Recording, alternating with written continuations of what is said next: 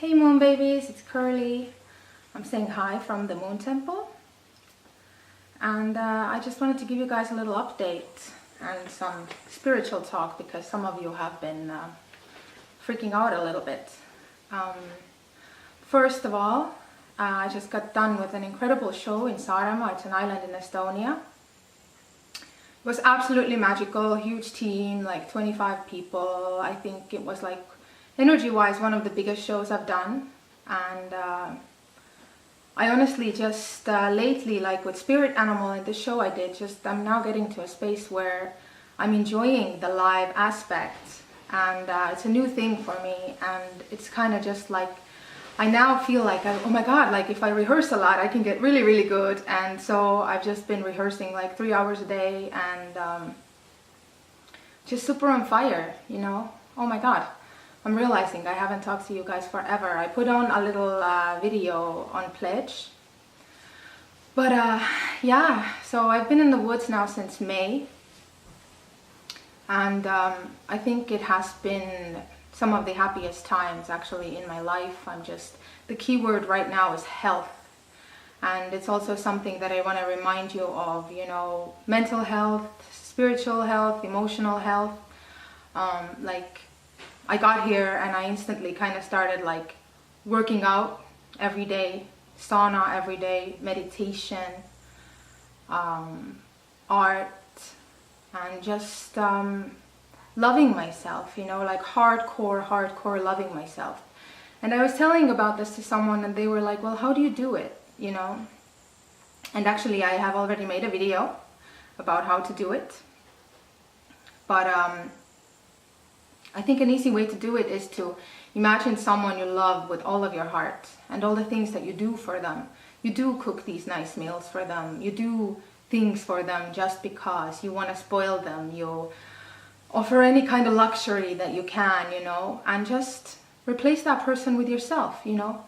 Make yourself that great meal. Serve it like on nice tableware, you know, because your life is a celebration and you're a one-of-a-kind, like unique being that deserves all the love and care and nurture that you can give. So just put a mirror where someone else used to be and reflect all of this love that you would love to give on yourself. So that has been really, really powerful for me, and it's almost like just like training, like with everything. I just made a mental decision and then I started like practicing it, and it's like scientifically the neural pathways in my brain are like changing to where there used to be maybe like a self-deprecating or like a self-doubtful thought. It's like no more, you know, no more time, no more space for anything that lessens your true power. So I think it's honestly, I'm just like the happiest I've ever been right now, and it's incredible for me. And I just got done with the show. I've planned some writing sessions now, so next week we're gonna start writing sessions in the temple, and gonna finish up all the music. And then I have a performance coming up in California. Some of you who follow me on social media have probably seen already. I have a performance coming up at One Love Festival, and I actually want to bring this crazy show that I just put together to the States. So we'll see how that goes. But just so excited right now for everything, and so connected to the earth, and so connected to my mission and to myself, and just a really incredible time. And I also wanted to share with you something that I thought was an important piece of information to share. I have a teacher, I have a spiritual teacher here in Estonia that I've actually been seeing for a couple of years, and last time I was with her, she gave me this. She gave me like this, I don't even know what the name of that in English would be, but basically it's levels of like human beings' energy here. And it's below 0, from 1 to 2, and 2 then is like the highest level of consciousness. And the energies that are like below 0 are, the lowest energy that a human being can inhabit is the energy of a victim. Basically, that's an energy of a black hole that just, it's going nowhere, you can't manifest anything, no one can help you unless you kind of overcome it. And then next to the victim, the two sides that are also below 0 are the savior and the controller.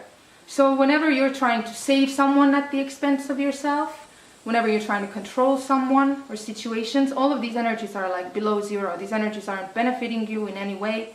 You're not able to move or grow or manifest anything great. So you need to kind of rehearse to not have these patterns in your behavior. And also not allow people with these behaviors to kind of suck you into the game. Which makes me want to say, I'm just exceptionally like cautious and ruthless right now when it comes to energies, you know, around me. Zero tolerance towards abuse. Towards myself, towards others, towards people that have any kind of like abusive tendencies towards me. Acts.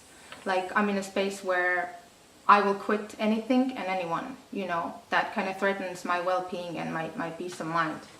So when you then evolve out of these energies, you become the hero.